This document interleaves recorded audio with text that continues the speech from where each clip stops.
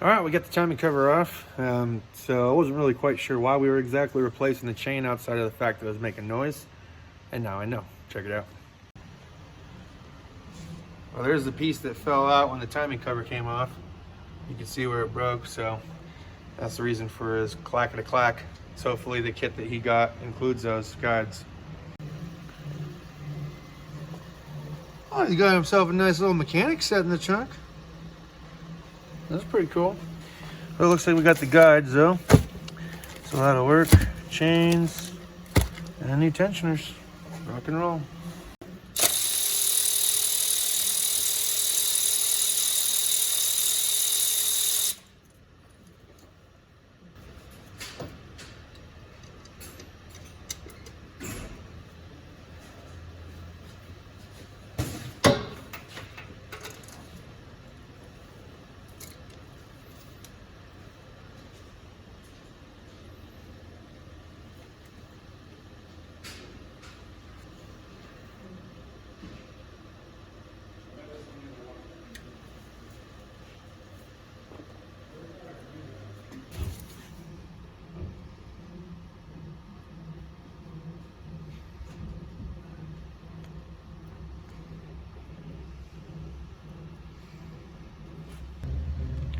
Dang, dude. Freaking tore this thing up. Look at his tensioner.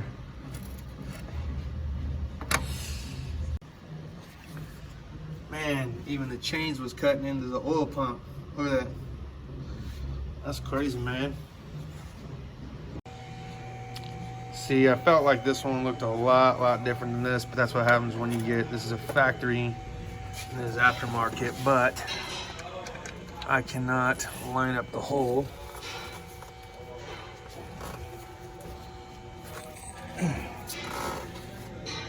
It's just too thick. It's too big to fit in there, so I don't know. We're gonna measure it. Let's see what the customer wants to do from here. Yep, there is just enough difference for it not to fit. All right, so a little alteration, we were able to make it work, but grounded down the edge and now it fits. So now we got to torque it down to 89 inch-pounds. All right, a little timing tip for you guys. Got everything set up. Go around 2 times to re-verify that your marks are in the positions they need. It can be difficult to verify this one because the dot is way down here. But if you want to see if it's at the 6 o'clock, you can take your old gear and you can slide it back on like so. And now where your old marks were, you can see that the dot is at the 6 o'clock, which is where you should be.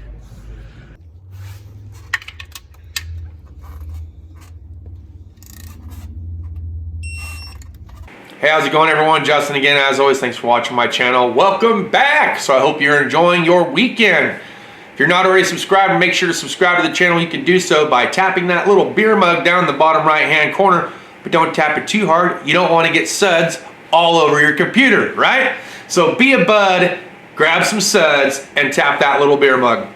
All right, don't forget to hit the notification bell if you want more videos on mechanic insight or tool reviews that we have upcoming. That being said, let's roll right into today's topic. So we were working on the Ford Mustang towards the later half of Thursday and Friday. We got it complete, but it was not without a few alterations, right? So we did have to alter one of the timing chain guides in order to make it fit. You're gonna run into this situation quite a bit with aftermarket components. Whether it's engine mounts or if it's an exhaust manifold, the casting is just not always set up perfect. So if you start threading bolts in and you get down to the last 2 and all of a sudden you can't get it started and you're not sure why, take a mirror and a flashlight, take a look back there, and you're gonna see that there's just too much casting material in the way, and you're gonna have to either use a carbide bit and grind it down or take it to the grinder in this case because it was made out of some kind of hardened plastic. Carve it down a little bit, but not too much, right? We don't want to ruin the integrity of the guide, but just enough for it to actually work. And that's unfortunately the nature of the beast when it comes to aftermarket components. They are forever keeping my life as a mechanic interesting, to say the least. That being said, I'm also going to talk about some of my tricks and tips for those of you that are messing with anything timing related, be it belts or chains. A paint marker is going to be your best friend. Make sure to mark the links wherever you're at on the chain, so if you have to reuse it, you can put it back in the same orientation. Same thing with a belt. The one thing that's handy about a belt though, so if you're marking it, or the camshaft, crankshaft, mark it L for left head, R for right head, and then maybe C for crankshaft. That way you can count the teeth in between, so when you go to put the new belt on, you know how many teeth in between each mark there was prior to installing the new belt. Now some belts will come with pre-marked teeth, so that way you don't have to put a paint pen to the new belt. But you can still count the teeth in between and just make sure everything's kosher, right, and lines up, because sometimes there are different kits available for that specific manufacturer or that model of car. You might not get the right kit, so if you have too much slop, even after using the marks they gave you, you might decide to count the teeth just to be sure that it's not something else, maybe like a tensioner issue. Now some of these tensioners, like on the Ford, that have oil that comes through, if you notice a little bit of clatter in the beginning when you fire it up, don't worry about that, that's normal. Eventually it'll build itself back up, hydraulic pressure comes through, right, with all the oil once it gets filled up, and the clatter will eventually dissipate and go away. So just food for thought, don't freak out if you hear some clattering on some of the Fords. It just happens. I don't know why, but it happens usually with Ford timing jobs.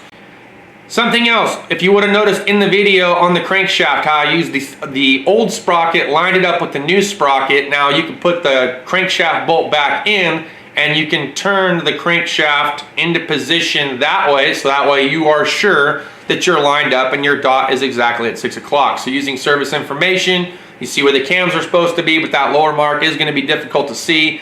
And before you go ripping and tearing, you saw I set it on top dead center. I pulled the number 1 spark plug out, put the screwdriver down the hole. I felt it was pretty close to the top.